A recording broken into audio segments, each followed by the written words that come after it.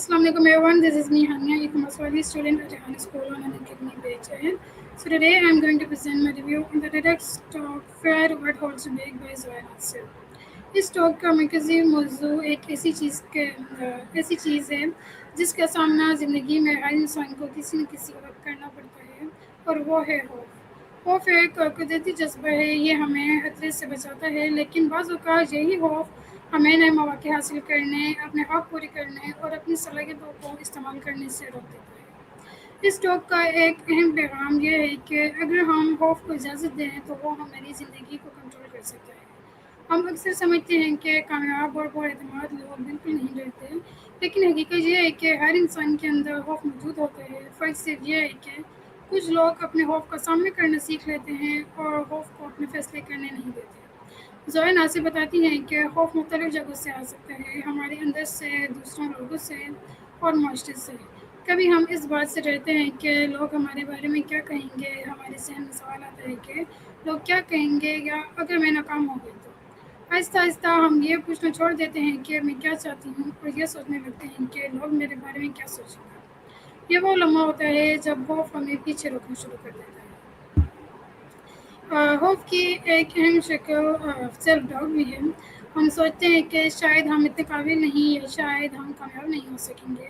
मिसाल के तौर पर किसी के पास एक बहुत बेहतरीन बिजनेस आइडिया हो सकता है, लेकिन वो नाकामी के खौफ से इसे शुरू ही ना करे।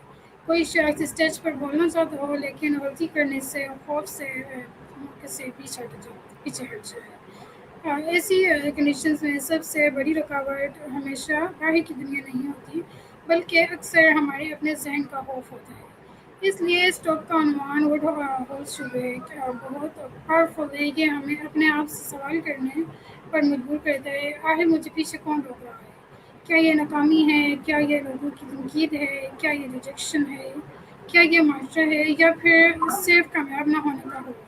इस टॉक का एक बहुत खूबसूरत सबक ये भी है कि हमें लाजमी तौर पर अपने खौफ को ख़त्म करने की ज़रूरत नहीं, हमें इसे समझने, इसका सामना करने और खौफ के बावजूद आगे बढ़ने की ज़रूरत है। मुझे ये बात बहुत पसंद है कि बहादुरी का मतलब खौफ का ना होना नहीं, बहादुरी का मतलब है कि आप खौफज़दा होने के बावजूद आगे बढ़ें। अगर हम इस वक्त तक इंतज़ार करते रहेंगे कि जब हम बेखौफ हो जाएंगे, तो शायद हम कभी पहला कदम ही ना उठा सकें। ज़ोया नासिर खौफ और डिसीजन मेकिंग के दरमियान तल्लुक़ भी बयान करती हैं। जब खौफ हमारे फैसलों को कंट्रोल करता है, तो हम सिर्फ इसलिए मौके छोड़ देते हैं क्योंकि वो हमें मुश्किल या अनकम्फर्टेबल महसूस होता है। हम अपने कंफर्ट जोन में रहना पसंद करते हैं क्योंकि वहाँ हमें सेफ फील होता है, लेकिन हकीकी ग्रोथ अक्सर उस वक्त शुरू होती है जब हम अपने कंफर्ट जोन से बाहर निकलते हैं। यकीनन हर खौफ को नज़रअंदाज नहीं करना चाहिए।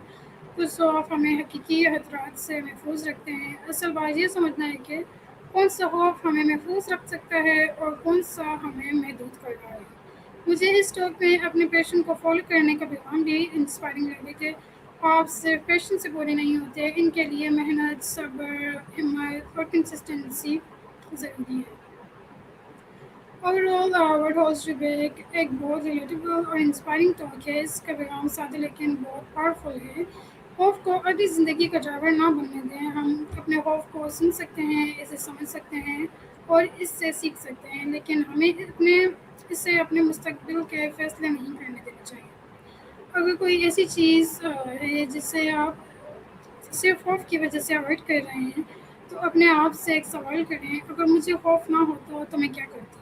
हो सकता है कि आप एक ही दिन में फेयरलेस ना बने, लेकिन आप हर दिन थोड़ा ज़्यादा बहादुर बन सकते हैं, क्योंकि कभी कभी सिर्फ एक बहादुर फैसला हमारी ज़िंदगी का रुख बदल सकता है। Thank you.